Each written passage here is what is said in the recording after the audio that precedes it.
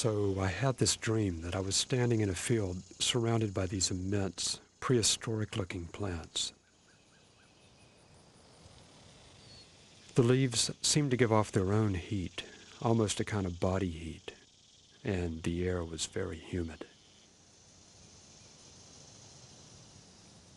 I felt strangely comforted by these leaves, very happy to be surrounded by them.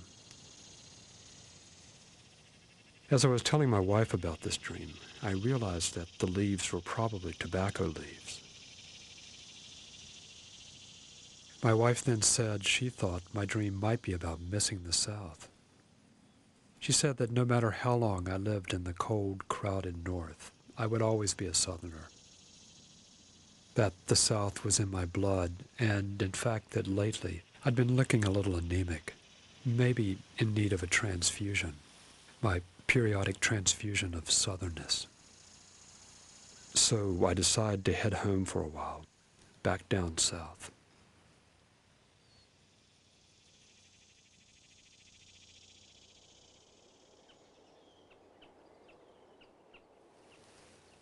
My ancestors settled here in the foothills of North Carolina in the early 1700s, and I still have countless cousins here.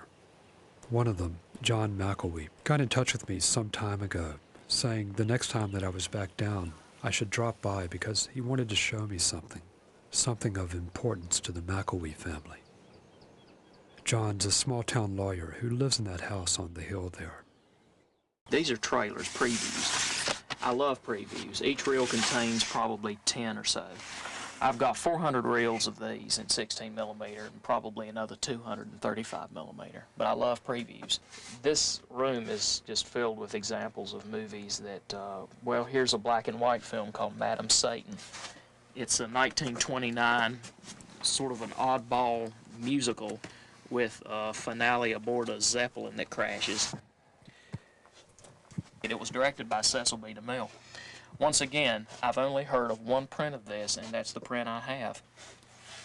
Bright Leaf is a melodrama that takes place in post-Civil War North Carolina, and it's about tobacco growers and the rivalries between these cigarette manufacturers.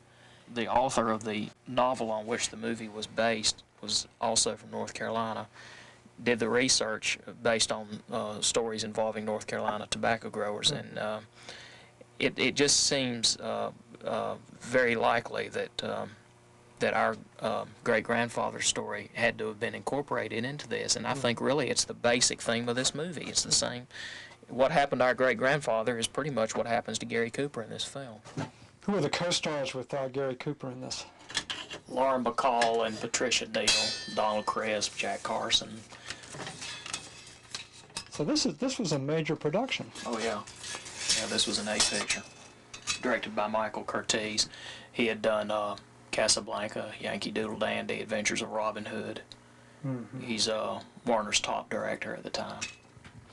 With our great-grandfather being featured as exactly. Gary Cooper, incredible. That's right.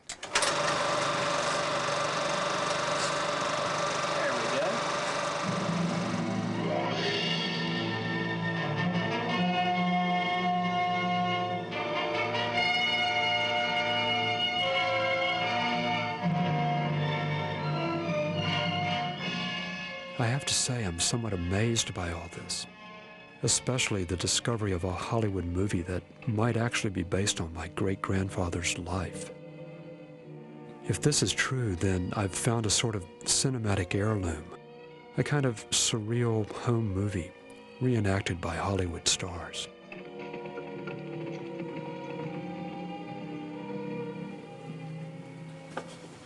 This is a still file from Bright Leaf that I had. Having just seen Bright Leaf, I'm now beginning to remember stories my father told me about my great-grandfather. How he made a fortune in tobacco, but then somehow lost it all to his rival, James B. Duke. The Dukes, of course, went on to become one of the wealthiest families in America, sort of Southern Rockefellers, while apparently my great-grandfather died in bankruptcy. So Bright Leaf would stand as a sort of record, a version, perhaps a tad melodramatic, but a version nonetheless of my great-grandfather's rise and subsequent fall to ruin.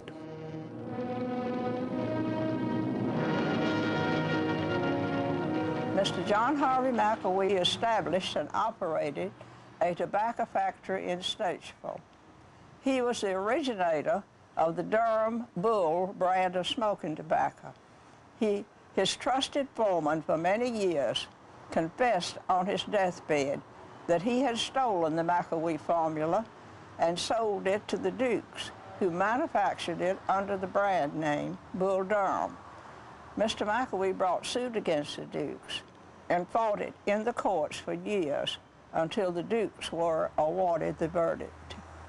I visit another of my cousins, Elizabeth King, retired school teacher, sole surviving grandchild of John Harvey McElwee, and chronicler of the alleged injustices done to him by the Duke family.